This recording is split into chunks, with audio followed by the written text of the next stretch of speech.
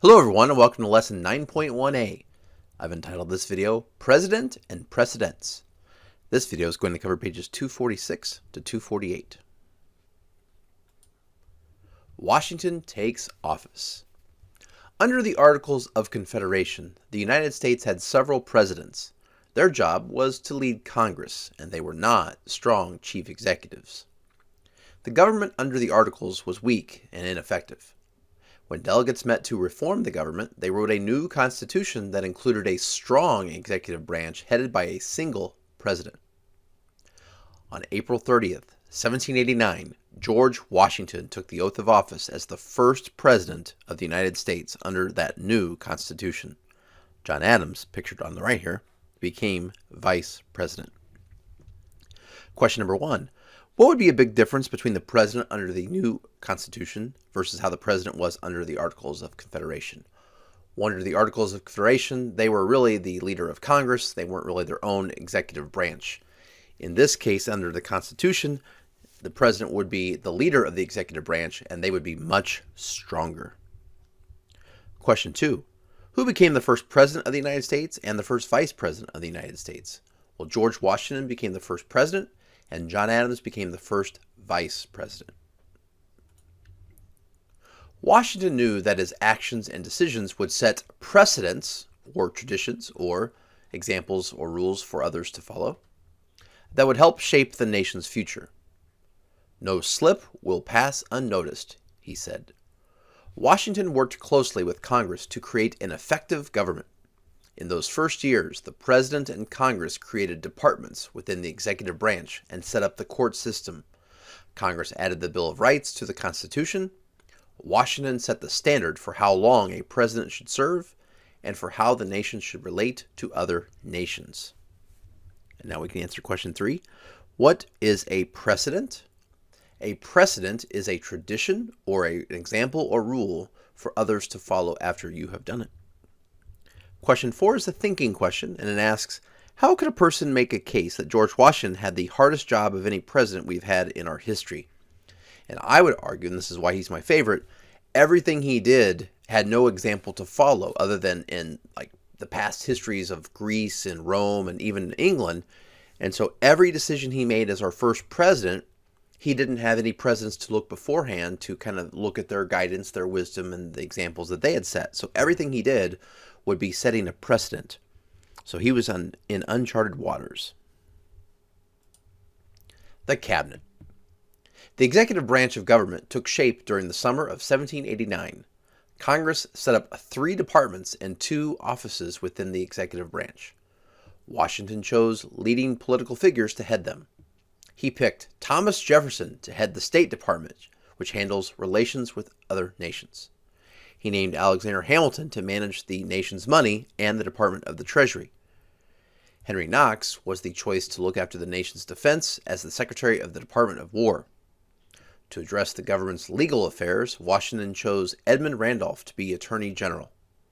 Congress also created the office of Postmaster General. And now we can answer question number 5. Who did President Washington select to be the Secretary of State? Thomas Jefferson. Question 6. What role does the State Department play in our government?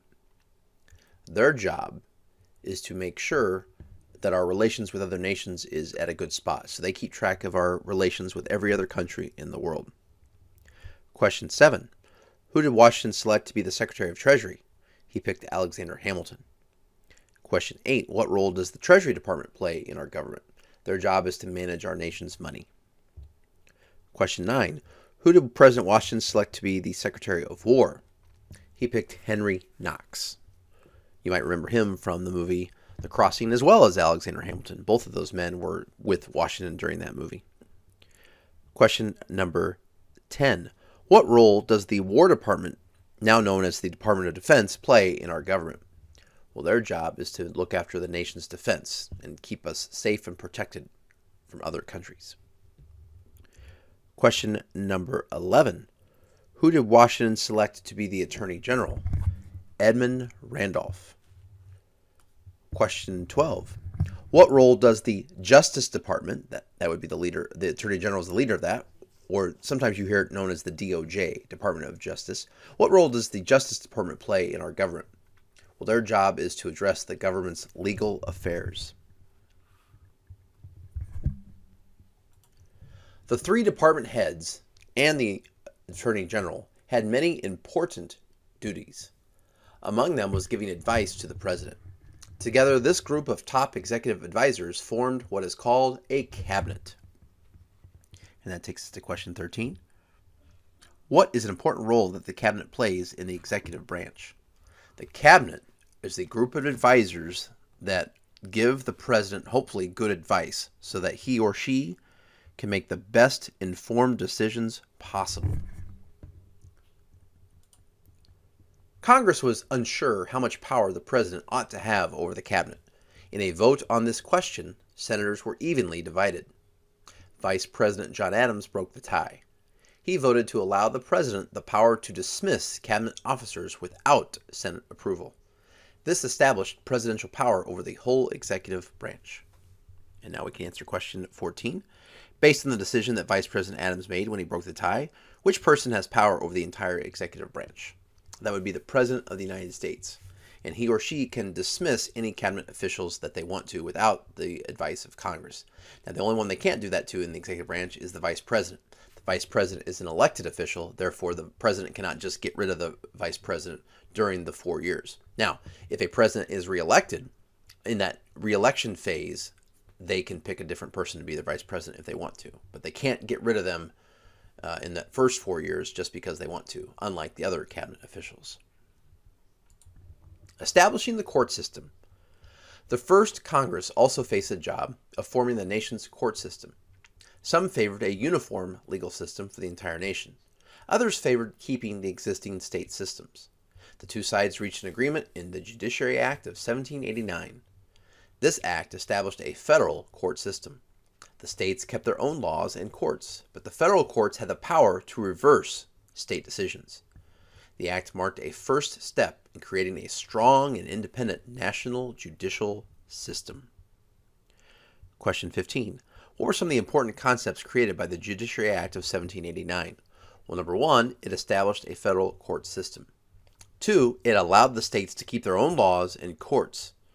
3, it stated, though, that federal courts had the power to reverse state decisions, once again pointing out the fact that the supreme laws of the land are by our Constitution, and our Constitution says that our federal laws are higher than state laws. And so the federal courts can say a state's decision can be reversed if they so choose. But states were allowed to keep their own laws and courts. The Constitution established the Supreme Court as the final authority on many issues. President Washington chose John Jay to lead the Supreme Court as Chief Justice. The Senate approved Jay's nomination. Question 16. According to the United States Constitution, what is the highest court in the United States? That is the Supreme Court. Question 17. What is the name given to the leader of the Supreme Court? That person is known as the Chief Justice of the Supreme Court. Question 18. Who did President Washington select to be the first Chief Justice of the Supreme Court? John Jay, pictured right here in the middle. Now you'll notice this picture shows the Supreme Court with 6 justices. Our Supreme Court currently has 9, an odd number to make sure that there's no tie votes. But back then they started with 6. That number can be changed if Congress so chooses to do so. The Bill of Rights. Americans had fought a revolution to gain independence from British control. They did not want to replace one unjust government with another one. As protection from the powers of a strong national government, many Americans wanted the Constitution to include a Bill of Rights. It would guarantee civil liberties. In fact, some states had agreed to ratify the Constitution only with the promise that a Bill of Rights be added. To fulfill this promise, James Madison introduced a set of amendments during the first session of Congress.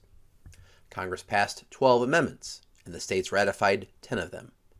In December 1791, these 10 amendments, together called the Bill of Rights with capital B, capital R, became part of the Constitution. The Bill of Rights limits the power of government.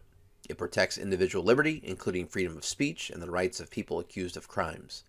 The 10th Amendment says that any power not listed in the Constitution belongs to the states or the people.